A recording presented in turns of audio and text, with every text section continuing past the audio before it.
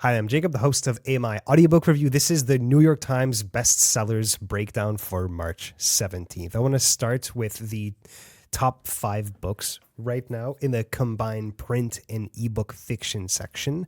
At the very top right now, this is new to the list, is Wild Side by Elsie Silver. It's the third book in the Rose Hill series. This is a popular small-town romance series that follows 4 single dads in their quest for love. Sounds so cute. And of course, in the top 5 right now is Rebecca Yarros with her Empyrean series. That's Romantasy, which is showing no signs of slowing down. Then we have Blood Moon by Sandra Brown. This one's also new to the list this week. The producer of a true crime TV series enlists the help of a detective to look into the disappearances of several teenage girls. Sandra Brown is a super prolific author that's been publishing since the early 80s. She's well known for her true crime and mystery suspense series. Then we have Far From Home by Danielle Steele. This one's new to the list this week, so a lot of shakeup. A woman whose husband was killed after a failed attempt to assassinate Hitler hides out in Normandy under an assumed name. Danielle Steele is mostly known for her romance novels, but she's dipping her toes into historical fiction. Somewhat mixed reviews for this one so far, but the premise is so strong that I think that alone is going to be carrying it. And it has carried it right into the top 5 of the New York Times bestsellers list.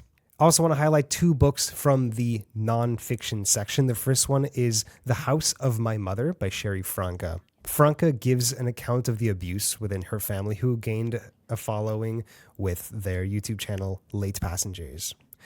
Family blog YouTube channels have been getting a lot of hate in the past couple years, and this book is only pouring gas on this flame of hate.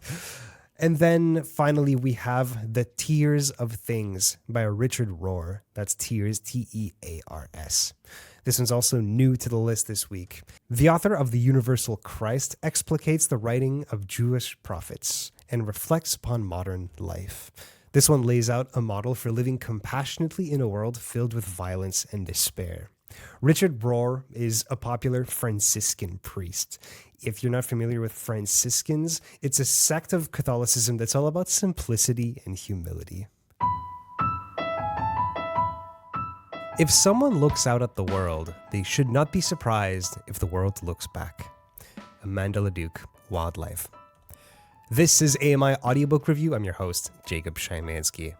Wildlife is the latest book from Canadian author and disability rights advocate Amanda Leduc. This is a super creative novel that spans the globe and multiple generations. There's an eccentric man that founds a religious cult that says that God granted speech to animals as part of a divine plan to heal humanity. Over generations, this belief grows, leading to a world where animals increasingly communicate with humans.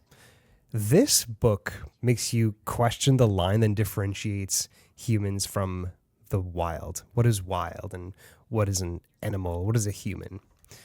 Here's a sample from the audiobook.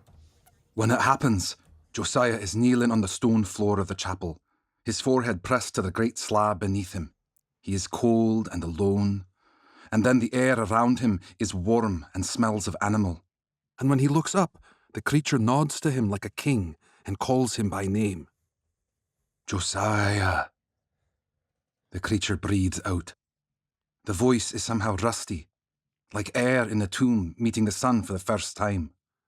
Like the air when God rolled back the stone for the Messiah. Josiah. Josiah trembles. He has been scrubbing the stones of the chapel for hours in the dark, marking his progress by the changing of the stones beneath his fingertips. This stone, heavy with grime, and then the same stone, free and clear of dirt, released by his dogged labour in the service of God. He is so tired. Outside, the sky is lightening, the sun about to rise. The smell of animal gets stronger. He is without his spectacles, because Father Joseph believes they are unnecessary. God, he says, will let Josiah see everything he needs to see. If Josiah cannot see the dirt and the stones, He must allow God to be his eyes. He must believe. That's a sample from Wildlife by Amanda Leduc, played with permission from Penguin Random House Canada, of course. I'm lucky to have Amanda Leduc here with me today. Amanda, thank you so much for making time. Thank you so much for having me. It's an honor to be here. Amanda, this book, Wildlife, has a surreal as hell quality to it, almost hypnotic because of its strangeness. And I mean strange in the best way possible. I can't stand the mundane in books, and Wildlife is the Neither opposite can I. of that. I can tell. And especially because I read the foreword to this book and you go directly into that. And I do want to touch on that in a little bit. But I want to start with how to even describe this thing, because it's such a strange, out there book that I struggle to even describe it. So I want to hear it from you. Like how did you pitch this book to your publisher, your editors, the people that helped you out with it? Like, how do you describe this thing? Yeah. Well, I think one of the easiest ways to talk about Wildlife is to say that it's really a novel in short stories. I don't think about it as a short story collection. To me, it very much feels like a novel. And that's because you do need to read it from beginning to end. And you need to read all of the chapters in order to really understand how the world of the novel builds. But when I wrote it and when I was thinking about it, I was interested in exploring the way that a novel can kind of come apart and hint at a world that maybe exists entirely apart from the book that you're reading. I always sort of feel, I'm like you, Jacob, I have that feeling of not liking the mundane and always wanting to change things up and see how far I can stretch things. And so when I had the novel finished and we gave it to my editor, or a draft of it finished and we gave it to my editor at Random House, that's what I said. I was like, it's a novel in short stories. But it's definitely not like, we can't pitch this as a short story collection, because it is definitely very much a novel. It feels to me, it just feels like a novel in a different mold, like I was questioning what novels could be and what they could become. Something that's been done in the past in advertising for books is describing a collection of short stories as being loosely connected. This is kind of like that, but I wouldn't say that it's loosely connected. They're pretty directly tied to each other, but every chapter basically has different characters, with the exception of Barbara and Kendrith, which I do want to get to that in a second. But how did the idea for this book first come to you? Like, what was the first scene, the first spark come to you? Yeah. Well, about 10 years ago now, back in 2015, I read a short story by the English-Mexican writer named Leonora Carrington. And the short story is called The Debutante. And it is about a woman who is trying to get out of attending a dinner party. And she has a hyena that she speaks with. And she convinces the hyena to go in her place. And it's a very interesting and wonderful story. I won't spoil it. I really encourage everyone to check it out. And I read it and I remember thinking, oh, that's interesting. I've always been interested in talking animals. I grew up on Disney movies. That is very much my wheelhouse in many ways. And I just thought the idea of a hyena in particular was a really interesting character for a story. And so I thought, okay, what kind of story would I write if I was writing about hyenas? And almost instantly, I had this picture in my mind of this woman who lived in an apartment beneath a pair of married hyenas. And I always knew that they were married, and I always knew that they sort of walked upright like human beings and they talked. And then gradually, the novel came to me in bits and pieces over the next decade. Wow. I didn't know right from the beginning that the novel was going to be what it ended up being, but I started with that first glimpse of the hyenas in the apartment, and then it built from there. In terms of plot, how would you describe this thing? Because I think people will want to know. Well, I think the easiest way to talk about the plot in the novel is to say that the hyenas appear as characters in the first chapter, and then every subsequent chapter follows the hyenas in a particular way. But each chapter is written from a different a different perspective of someone who is interacting with the hyenas. So at the start of the novel, we meet Josiah, who is a character who meets the hyenas. He doesn't know that they're hyenas yet. He just thinks of them as creatures. And he's a bit of an odd duck, shall we say. He speaks to animals. He has this idea that it's this God-given gift to him, that he's trying to impart this message into the world. And then gradually, as the novel progresses, we have a religion that comes out of Josiah's interactions with the hyenas at the beginning. And the novel is very much about belief and about how we set up expectations of things. And then those expectations fall away when the real world, such as it is, gets in the way of things. And so the novel is really about the religion that crops up around the hyenas, but then the actual grace and gifts that the hyenas bestow on various people over successive generations. And the hyenas appear in, I think, the very late 1800s. And the book, the last chapter, or not the, yeah, the last chapter takes place in 2041, I think. And so this spends quite a long time, and the hyenas appear in every chapter. What are the hyenas supposed to be? Are they God?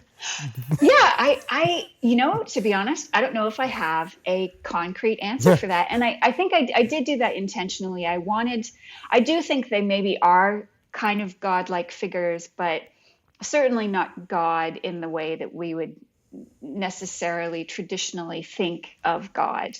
They are magical. They're kind of these messengers, and they have this, they're trying to impart a wholeness with the wild world around them. They're trying to get people that they interact with to recognize and reacquaint themselves with what it means to be a human being or an animal or both of these things on this planet, in this world that we live in.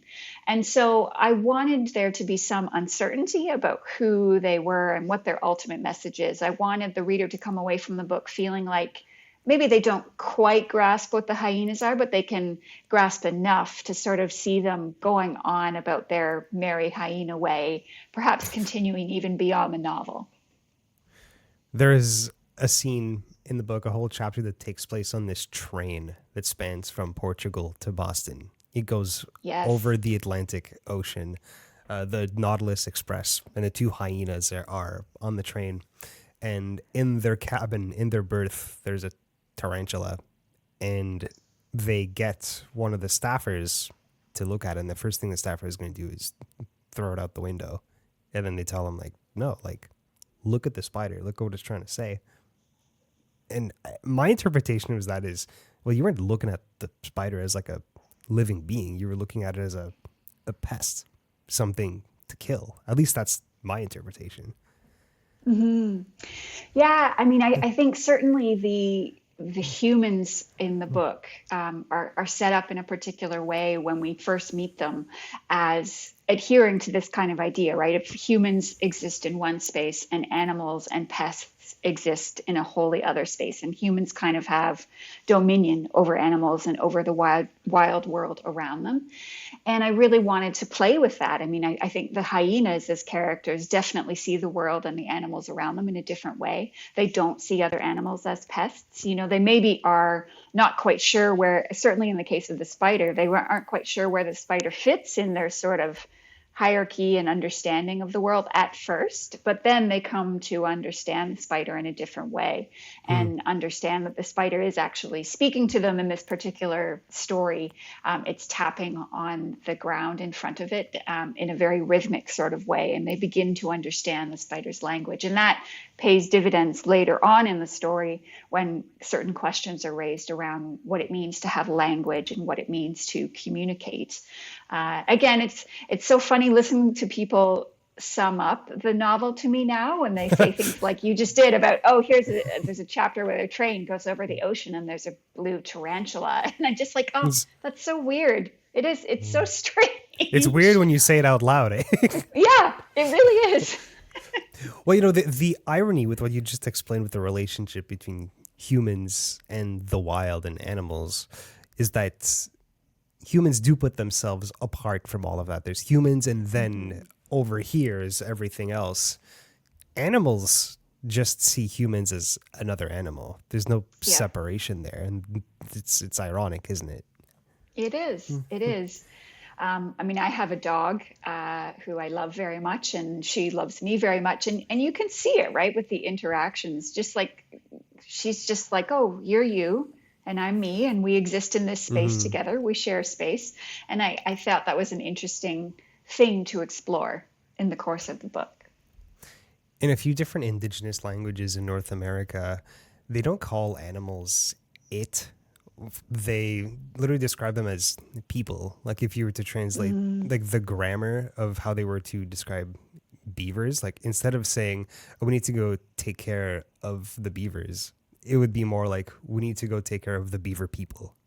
They're the same as Mm-hmm. us. They're all treated the same. I read that in a book recently. I thought that was really interesting, and this book kind of reminded me of it actually. And you mentioned the spider earlier. It's not just a spider; it's a blue tarantula. And let's Yep. remember that that's on a train that spans across the Atlantic Ocean from Portugal to Boston. Um, that train doesn't exist, and that scene takes place in 1975. So you took some liberties as to what's in the world. Like this is like a alternative universe, which I thought Mm-hmm. was really interesting. Like, what is it as an author that makes you decide to say like, screw it, there's a train that goes across the Atlantic Ocean? Like, where's that Yeah. mentality come from? Well, I just felt like there was a lot of freedom in trying to do both of those things, right? Trying to set the novel in a world that was at least slightly recognizable, analogous to the world that we know, so that the reader can sort of understand and situate themselves. But then also to go kind of wild, if you will, with the world building within that.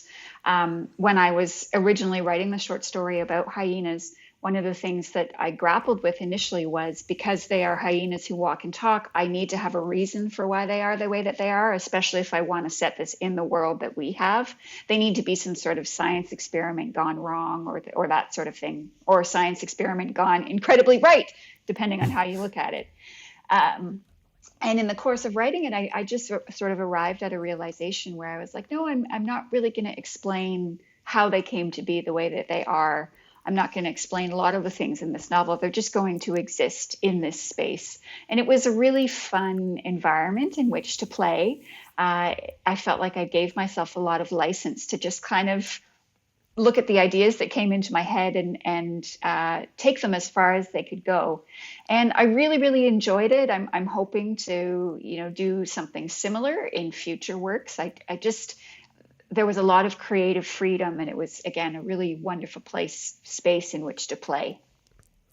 It takes some restraint as an author to make the decision to not expand on something. And I think in keeping the nature of the hyenas mysterious, it kind of kept up that allure, because Mm. you want the reader to question, like, are, at least when I was reading it, I was like, are these hyenas just meant to be God? Like, I'm a bit confused.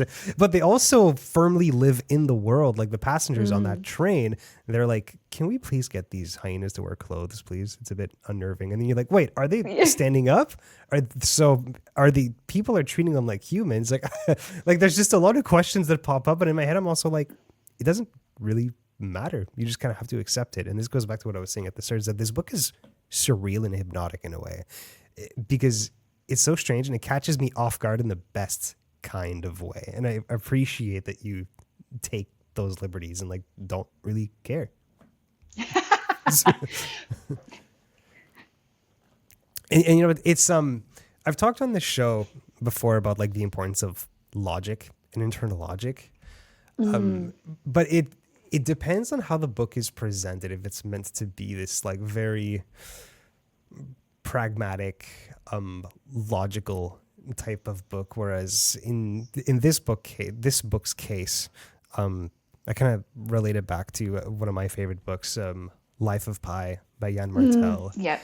Um, yes, because they're talking animals, um, but also because it is surreal and you're not really meant to take it literally. it's fantastical and almost like a fairy tale, isn't it? Yeah, yeah, it is.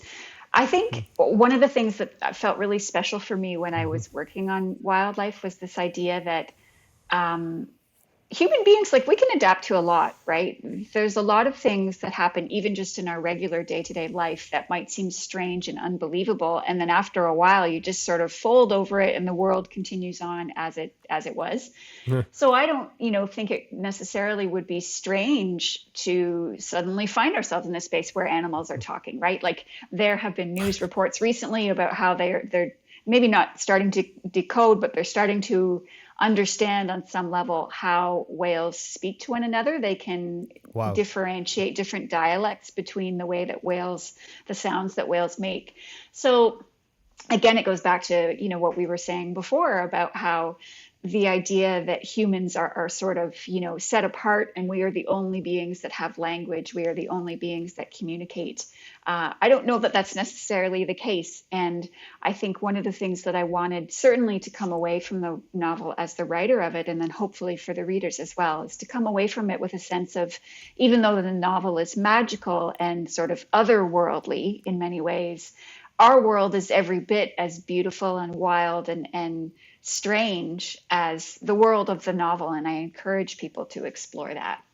Well, in any fantasy novel, the only reason it works is because you can relate it back to our world. It's still human issues, human conflicts, and human-like structures with states and kingdoms and people with wants and needs, right? Just because the world doesn't look exactly like our own, it doesn't mean it doesn't apply to our Yes, own.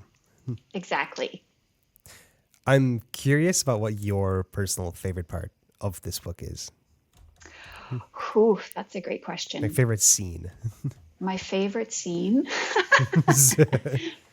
It's probably the scene. So the title chapter is Wildlife. I think it's chapter 7 in the book.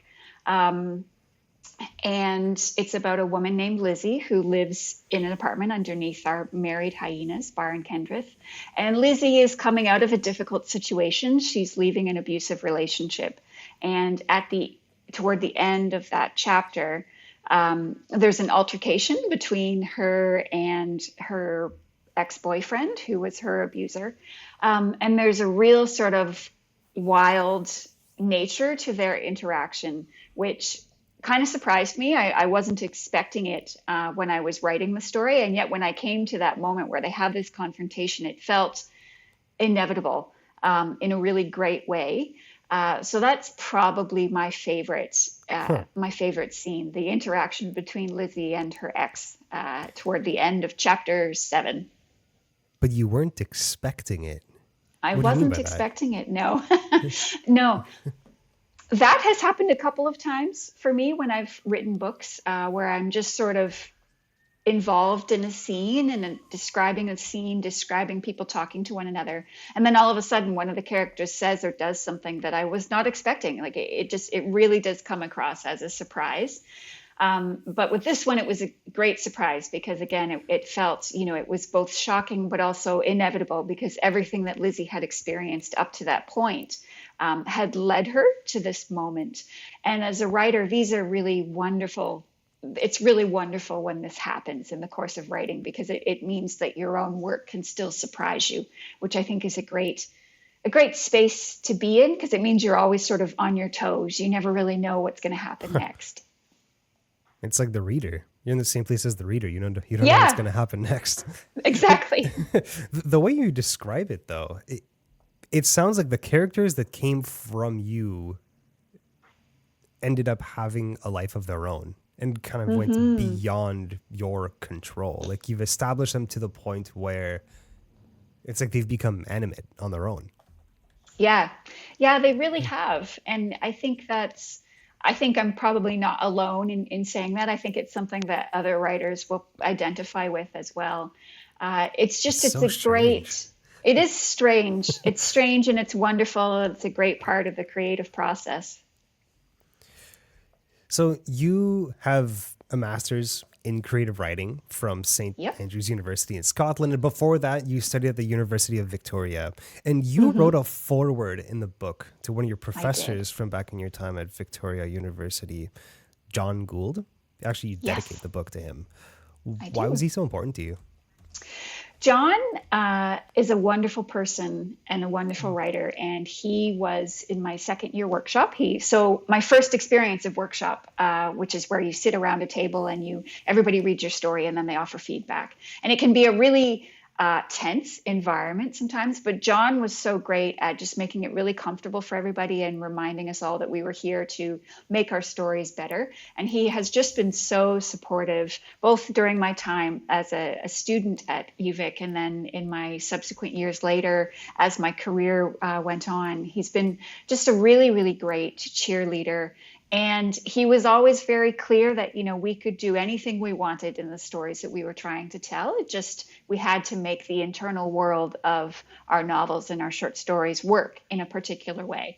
And I have never forgotten that advice. And it just felt really natural when the time came to put wildlife out into the world. It really felt like a book that would not have been the book that it is today without him and his advice and his support. So I really wanted to make note of that and just thank him from the rooftops for all of his support over the years. And Jon Gould's workshops you described happened all the way back in 2003. So they've clearly left a mark on you. That's more than 20 years ago. Yes. Amanda, I want to thank you so much for your time. Do you have any plugs you want to share while you have the opportunity? Just the novel is available now wherever you get your books, both in paperback form and audiobook form. The audiobook, as we heard an example of it, is a real treat. So I highly encourage everyone to seek that out. Yeah, great production value. But Penguin Random House Canada does a really good job with all the audiobook production. Amanda Leduc, thank you so much. Thank you so much for having me. That was Amanda Leduc. She's the author of Wildlife, which is available as of March 11th. That's all the time we have for this edition of AMI Audiobook Review. AMI Audiobook Review airs weekends at 1 p.m. Eastern on AMI Audio and repeats every 6 hours, but we also make ourselves easy to find.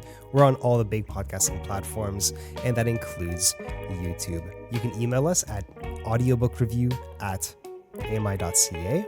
You can also follow our Instagram at AMI Audiobook Review. When you go to our YouTube channel, make sure to like and subscribe to our videos and our channels, respectively. I'm Jacob Chamansky. Thank you so much for listening.